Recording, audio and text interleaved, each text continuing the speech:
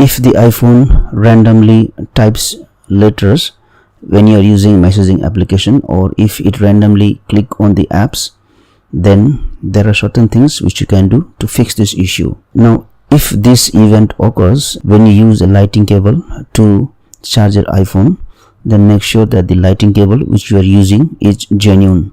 Use the genuine Apple lightning cable and check if the problem will be fixed. The next thing what you do is, if you are using a mobile cover for your iPhone, remove the mobile cover and check if this fixes the issue.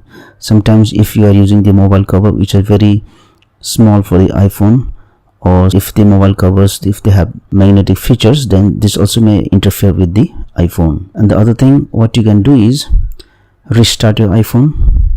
Generally many of the issues can be solved by just restarting the iPhone. Also, if this event has occurred once you have installed any application, remove the application and check if this fixes the issue. If none of this issue will work, then you need to send your iPhone to the technician, because either the screen of your iPhone may be damaged, or the connector which is there inside your iPhone which connects this screen and the board inside the iPhone may be damaged. Thank you for watching this video. Please like and share this video if you found it helpful.